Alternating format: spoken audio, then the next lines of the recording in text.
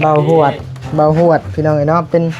นี่แหละที่ว่าเฮาอาจสิพากันไปเบิ่งเคสใหม่พี่น้องเนาะเบิ่งบ้านใหม่ๆพี่น้องเอ้ย มื้อนี้เฮามากินข้าวนี่แหละว่ะ พี่น้องอาจจะงงเนาะว่าบ่นิวกับทีมงานสิพากันไปใส่พี่น้องเอ้ยเนาะทางเฮาก็สิพากันไปเบิ่งหมู่บ้านแห่งหนึ่งพี่น้องเอ้ยเนาะเพิ่นว่าอันน่ะแห้งว่าซั่นนะเดี๋ยวบ่มีฮอดไฟฟ้าสิใช้นะพี่น้องเอ้ยพี่น้องเอ้ยเนาะทางบริเพิ่นพามาเยี่ยมเฮือนเยี่ยมชานทางสาวเกสรเพิ่นพี่น้องเอ้ยเนาะก็มาเยี่ยมเบิ่งพอสิไปเวียกทางนี้แน่พี่น้องเอ้ยเนาะไปจังว่ากัน คุยแล้วคุยรถตามสบายแล้ว เจอเด้อที่มาแวะดินน้ำแวะหา โด ฝากเอา ไปกัน ไปฝากร้านนี่ผมมีเนื้อเหลือมาฝากได้ก็ได้ เจอหลาย จะให้ร้านเนาะ ๆไอ้โหด ปลาแดกสาวผู้ไทย มักเดือ ก็ได้โน่น ยืดยังยืด มักพอดี เพิ่นมักได้เพิ่น มักว่าเตียงกับมักเรื่องกินส้มกินส้มจะว่าผู้ มา นั้น กินมันบอกอันนี้มากินอยู่บ่มาเด้อนี่ ได้ แล้วอันบ้านอันนั้นล่ะสิปิด โอ้ ก่อนเพราะว่ามันก็หลายเต็มต้นอยู่ได้ สาวเกสาวผู้ไทยเด้อพี่น้องเด้อเนาะเพิ่นสิมาเอาบักเดือให้ใช้อันนี้บ่บักเดือโอ้ยกกใหญ่เนาะ สุกได้ ยือเอาก็ได้ ยื้อเอาก็ได้ มานี่เอาตัวมาจับตัว ให้เฮาปีนบ่เด้ๆๆเราสิถือให้ว่าดอกผู้สาวขึ้นกงไม้เพราะเบื้องหลังเบื้องลึกเบื้องหลังตากล้อง มันกุ๊กนิดหน่อยลายใช่เนาะโอ้ โอ้ my god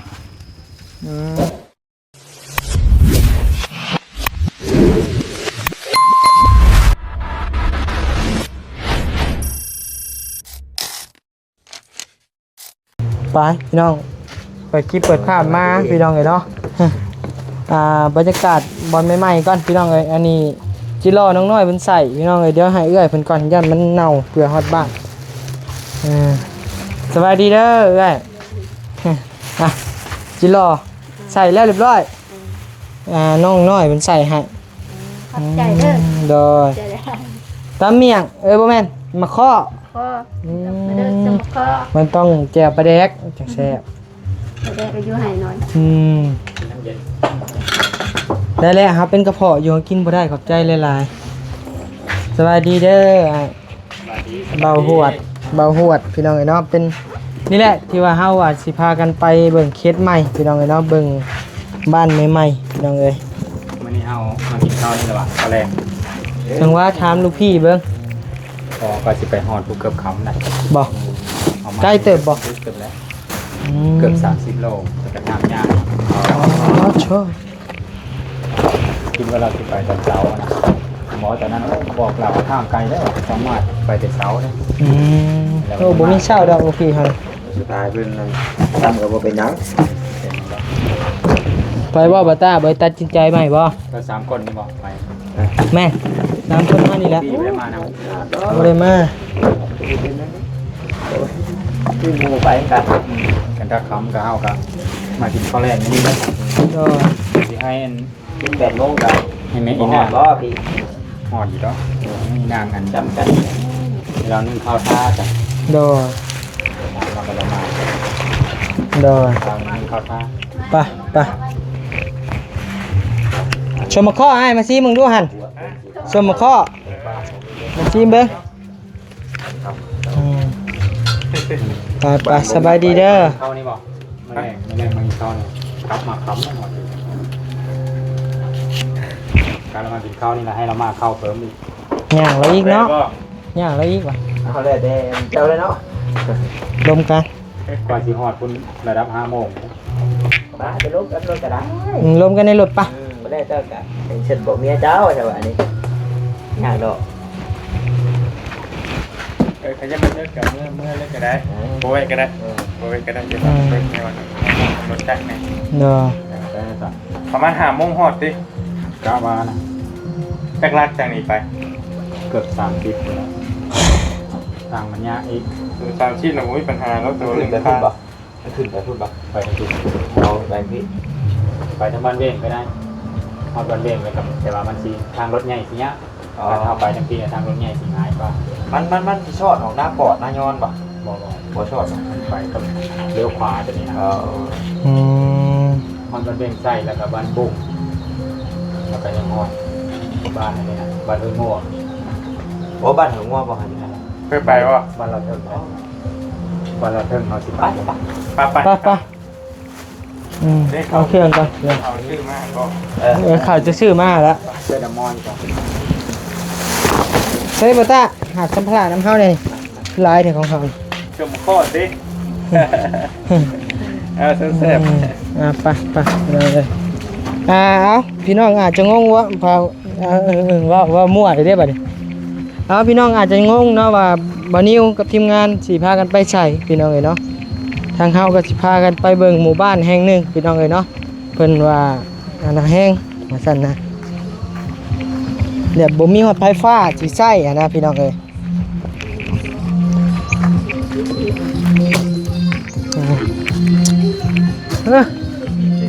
อ้าวพี่น้องเอ้ยพาทางเอ้ยเพิ่นต้อนรับพี่น้องเอ้ยเนาะมีแต่แนวแซ่บๆพุ่น มีแต่เนี่ย บัตร กินหน้า ต่อ กินป่าไป ปลาใช่น่ะ นี่พี่น้อง โดยสบายดีเด้อ อะไรดี สาวยังเกาะ เกสรเด้อ สาวเกสรพี่น้องเอ้ยทางพอดีมื้อนี้เดินทางมากับเบาลี่พี่น้องเอ้ยเนาะทางเบาลี่เพิ่นพามาเยี่ยมเฮือนเยี่ยมชานทางสาวเกสรเพิ่นพี่น้องเอ้ยเนาะก็มาเยี่ยมเบิ่งเพอสิไปเวียกทางนี้แน่พี่น้องเอ้ยเนาะไปจังว่ากัน คุยแล้วคุยรถตามสบายแล้ว เจอเด้อที่มาแวะดินน้ำแวะหา โดย ฝากเอา ไปก็ยัง ไปฝากร้านนี่ผมมีเนื้อเหลือมาฝากนะก็ได้ เจอหลาย จะให้ร้านมา มาแม่เนี่ยสมจะหมักได้ โอ้ของมักเลย ๆมีมาเด้อนี่ก็ ของมักยับความมาประกวดมา มาเด้อนี่อัน โช อยู่ต้นนี่เลยอ้าย ต้นนี้เฮือนเลยบ่ ต้นยิน ลาปอกก่อน ฮะ ไปปอกแล้วเนาะ ต้นสามเขาอยู่นี่แหละได้เพิ่มอันเยอะได้ก็เอา ถ่ายคลิปบอถ่ายมาแล้วแหละ มันเยอะอันโพสต์ขายหน่อไม้ โอ้ โพดขายหน้ำไม้ แล้วมันก็แสน โอ้ย ขายหน้ำไม้พ่อมบอกเอาเลยมีได้ โอ้ย อะไร ยัง ได้เถอะมันอันมา ขอบใจ เดี๋ยวขายเถอะ ขายไปขายมากก็อันหาขึ้นก็งงแล้วไอ้มันขายไม่ นไม้เนื้อใดน่ะเนาะ มันก็แสน ไปขายตลาดนัด ผู้นี้ก็พอค่ากันเลยนี่ ไป เนาะ ขายตลาดนัดแต่ว่าผลสุดท้ายเบิดเลยเฮยทุนเข้าไป เบิดแล้ว เนาะก็เป๊กเลยอันได้ขายบ่ว่าซั่นก็ได้ขายชุดก่อนก็เอามากก็เบิดอยู่แล้วค่ะอันมาเบิ่งเงินฮันนี่เบิดคือว่าพ่อแต่ทุน FC เพิ่นก็บอกคือว่าได้ขายดีอยู่ก็ได้ขายดีอยู่มันก็พอได้เทื่อละเศษ2เศษนี่กับมันน่ะ กันว่าเอาขนมแม่เขาไปกะติ บัตรไอวินเราคือรวยจ้ะเราขายเครื่อง ก็ขายหลายจังเฮ้ยเอาไปขายหน่อยนี่บ่ยาก บุญภัยบุญมั่นดีได้เห็นยังก็ได้ส สวั วั ส ส ดี ดี เด้ เด้ อ อ แม่น้องนิวได้อยู่เทื่อละ มาเวียยามน้องเกมันนี่ก็ได้พี่น้ โด อง ย มาแบบกระชั้นชิดกระทันหัน เปลี่ยนแผนอะไรคิดว่าสิไปทั้งพุ่นแต่ว่าเบิ่งเวลาแล้วบ่ทันแล้วแท้ๆแล้ว โดย แล้วผู้สิพาไปก็ยังคิดน้อยคิดใหญ่แล้วป้าญาติ โดยยับ เด็ก ทำนั้น นี่เราอะ เพราะว่าบ้านเฮาก็ไกลนี่บ่รีบแบบคนตื่นสายตื่นสวยเกิดมาฮอดพี่มันก็ชั่วโมงปลายแล้วเด้ โดย ไปแวะน้องน้อยนี่กินนี่ก็ได้ถึงเติบนึง ฝากอันนี้ก็ ม มันชมอยู่ไอ้เนาะ ยับเขาได้น้องตาเอ้ยมา มาแม่มังม่วง มา เด้อไอ้ บ่เกรงใจแล้วได้มาลุย เอากินก่อนพี่น้องเอ้ยจังหวะกันโดย กินแล้ว อันนี้ก็ได้ดอก น้อง เอานมซื้อนี่นั่น เอาดู ไอ้โหด ปลาแดกสาวผู้ไทย มักเดือ ก็ได้นู่น ยืดยังยืด มักพอดี เพิ่นมักได้เพิ่น มักเอาเตียงกับมักเดินกินส้มกินส้มแต่ว่าผู้ อัน นั้น มา ก็ กินมันบอกอันนี้มากินอยู่บ่มาเด้อนี่ ได้ เดี๋ยวอันบ้านอันนั้นล่ะสิปิด โอ้ ก่อนเพราะว่ามันก็หลายเต็มต้นอยู่ได้เดี๋ยวพาไปเบิ่ง มันเดือนในเพื่อนเอง แม่นเต็มต้นผู้ล่ามหุ่นหอดอันปลายอันผู้ สนามไปเอาเพิ่มกินเอาเสื้อลายนะ อ๋อ มาเด้อมาเด้อพวก สาวเสือลาย สาวเสียดาย มา ยำแรง มีแต่สาวๆอันขืนกล้องสมุกะออกกล้อง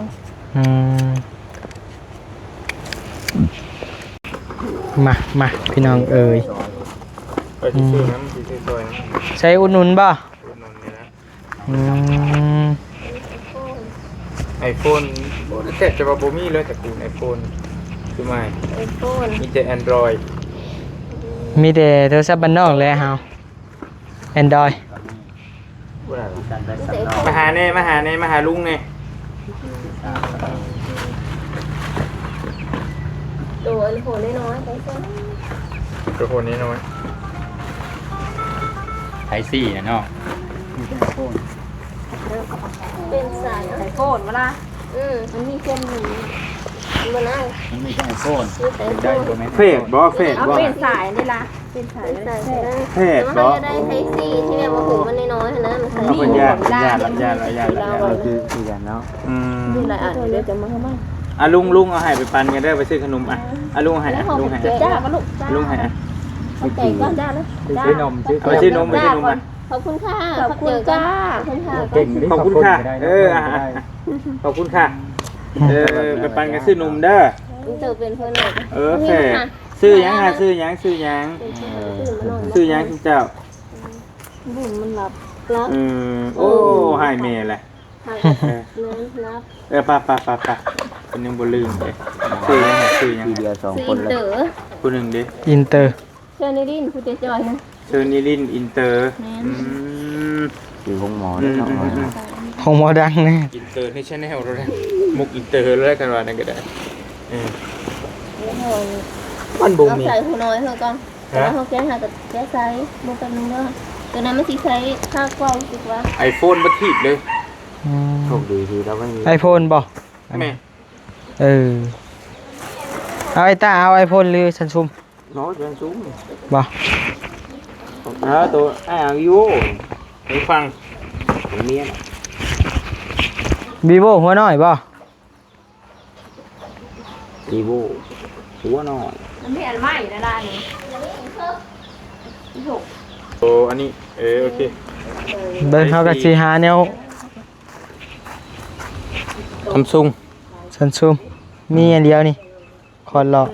เอาอะไรอย่างไรกัน บ่เอารถเอารถ แต่ว่าตัวนี้น่ะเขาซื้อว่าถ้าเขาไซส์มันนะมันสีดีกว่าตัวหูใหญ่อันนี้นะ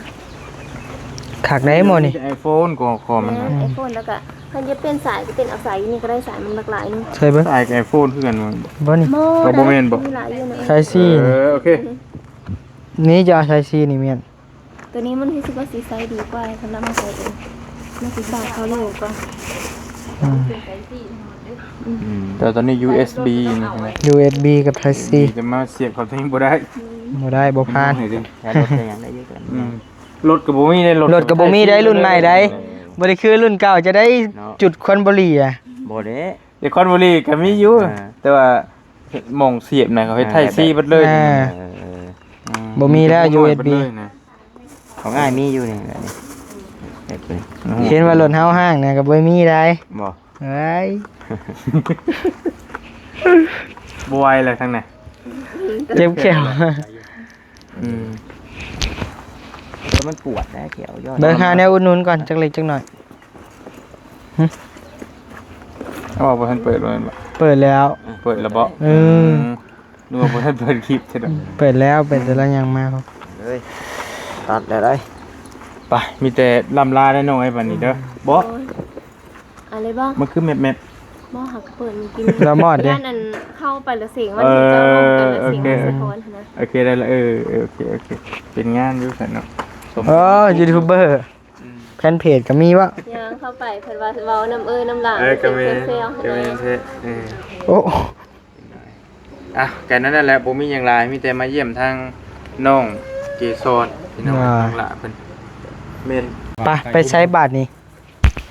เอามาเด้อ เอามาเด้อ เอามาเด้อ มักเดือพี่น้องเลยเนาะ เนาะผู้ชายเขามากแต่ว่าข้างผู้หลังเฮาเนี่ย มักเดือ มากินอยู่บ่มาเด้อ มักอยู่ มาเด้อได้ มาดู โอ้นี่บ่ พี่น้องมันให้ใส่เอามาเด้อค่ะอายส่วนไหนน่าจะมีสักนิดนึง เดี๋ยวไปน้ำลาย น้อย เนาะ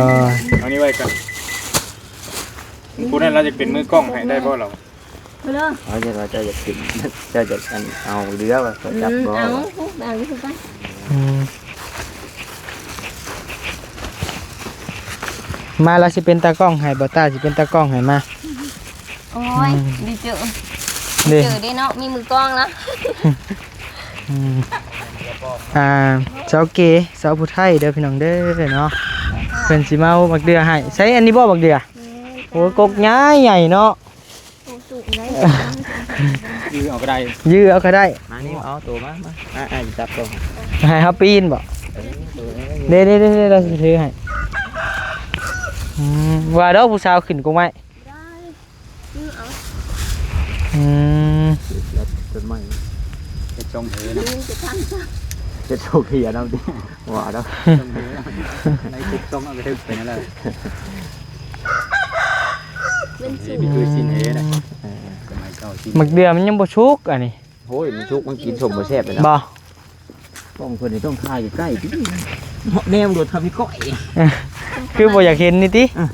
เขาคุ้นแบบเห็นจอง่ายนะ ถึงต้นไม้เลยเดี๋ยวนี้ เพราะเบื้องหลังเบื้องลึกเบื้องหลังตากล้อง มันกกน้อยๆลายแท้เนาะ โอ้ โอ้ my god อืม มีอะไรกันเด้อ บักเดือน้อย บักเดือกคกน้อย นี่ในถุงเลยพอจะเห็นดำอ่ะซื้อ บักเดือ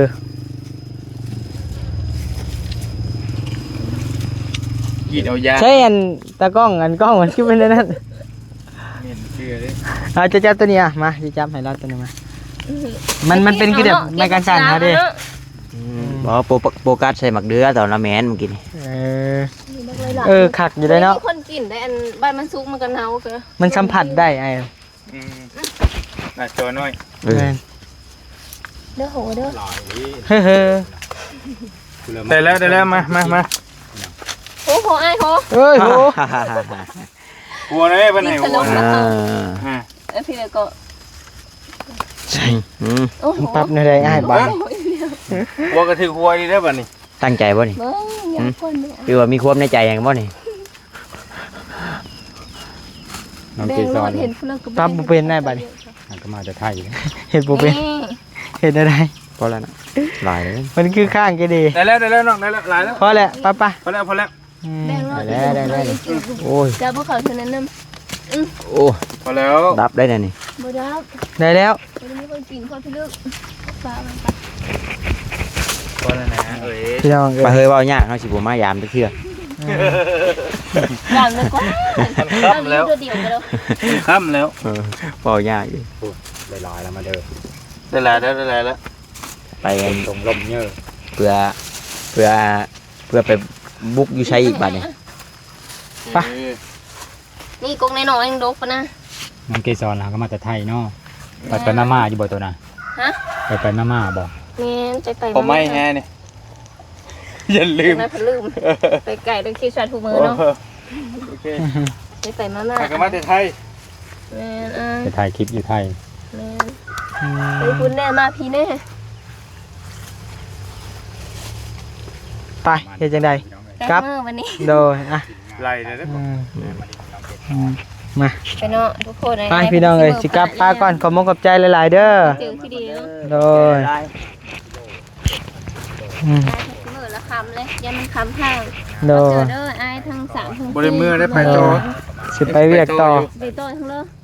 โลน้ำมูนี่แหละ โอ้ยเอาอันมื้อนี้ไปนอนทั้งหน้าสาได้ไปกับเซโน่บ่ กับเซโน่พุ่นแหละ ไปทั้งหน้าแล้วก็ยังสิได้กลับไปเซโน่ โดย ไปเลยเด้อสบายดีเด้อ สบายดี เอาอันสิเนาะไอ้4คนนะบ๊ายบาย โดย บ๊ายบายกองเจอกันใหม่ เฮ้ย เอาว่า คือแท้เลย ก้อนดินบล็อกเอาว่างูได้นิ้วว่าปลาก้อนดินบล็อกคม เน่น้องคนมันย่านดิ แต่เฮาอีกแล้วสิโตทั้งไหน ไปพี่น้องเอ้ยเดินทาง แถ